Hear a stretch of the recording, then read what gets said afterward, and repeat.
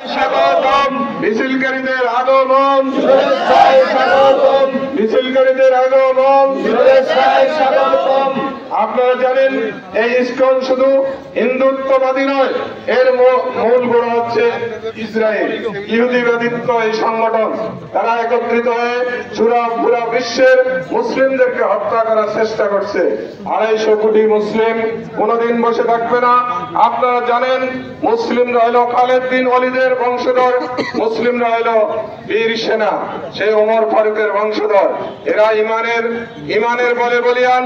ইমান নিয়ে যখন জাগ্রত হবে, আল্লাহু আকবার বলে যেই রূপ করে শাহজালাল গোরগোবিন্দের পক্ষ উড়িয়ে দিয়েছে, আমরা সেই মুসলিম, আমরা সেই উত্তরাধিকারী। কাজেই আপনারা কেউ বসে থাকবেন না, আপনারা চুপচাপ থাকবেন না, আপনাদের সজাগ থাকতে হবে। এই দেশে বসে এক শ্রেণীর লোক তাদেরকে ইন্ধন যোগাচ্ছে, তাদেরকে প্রতিষ্ঠিত করেছে। এই দেশের এক দল লোক এই দেশ থেকে এই দেশের মুসলিমদেরকে হত্যা করার জন্য বিভিন্ন পরিকল্পনা এই দেশে বসে করছে। অতএব আপনাদেরকে সজাগ দৃষ্টি রাখতে হবে, আপনাদেরকে সজাগ দৃষ্টি রেখে তাদেরকে রুখে দাঁড়াইতে হবে। এই বলেই আমি আমার বক্তব্য শেষ করছি। আসসালামু আলাইকুম ওয়া রাহমাতুল্লাহি ওয়া বারাকাতুহু। জঙ্গি জঙ্গি জঙ্গি ইসকন তুই জঙ্গি, জঙ্গি জঙ্গি জঙ্গি ইসলাম তুই জঙ্গি। এরপর যে আমাদের মাঝে ইসকন তারা তাদের কার্যক্রম কিভাবে চালাচ্ছে, নবীর একটা হাদিসের তরজমা বলে আমি শেষ করব।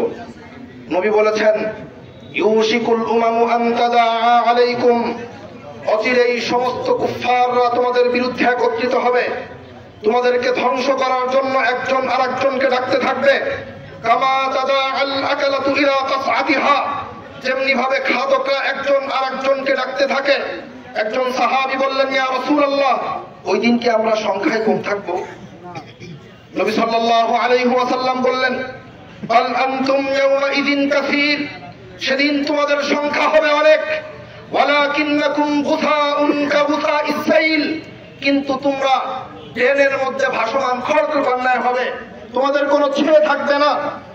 প্রিয় ভাইয়েরা, আজকে আমরা 200 কোটি মুসলিম থাকতে ফিলিস্তিনে মার খাচ্ছে, ভারতে মুসলিমরা মার খায়, স্বয়ং বাংলাদেশে চিন্ময়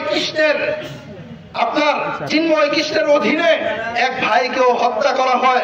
আমার ভাই অগস্ত, এভাবে যদি আমরা বসে থাকি, এমন দিন আসবে মুসলিমদের ঘরে ঢুকে মুসলমানদেরকে হত্যা করা হবে, এমনি ভাবে মুসলিম মা বোনকে ধর্ষণ করা হবে। এজন্য আমার ভাই অগস্ত, আর ঘুরিয়ে থাকার সময় নাই। আল্লাহু আকবার, ইয়ার মুসলিম জিহাদ করো। আমার ভাই, মিছিলকারীদের আগমন, সুতরাং আমাদের একটাই কথা থাকবে, এই ইসকন নামের সংগঠনকে অতি বিলম্বে নিষিদ্ধ করতেই হবে। যদি নিষিদ্ধ না করা হয়, তাহলে মুসলিম উম্মতে মুহাম্মাদি বসে থাকবে না। আলহামদুলিল্লাহ। এরপর যে আমাদের মাঝে সংক্ষিপ্ত আকারে বক্তব্য নিয়ে আসেন। বাড়ি বন্ধ করা সত্ত্বেও ওই আঙিনার গাছে বসে দূরদৃষ্টি দিচ্ছে, বহু রূপে বহুভাবে আমাদেরকে উত্তপ্ত করা হচ্ছে।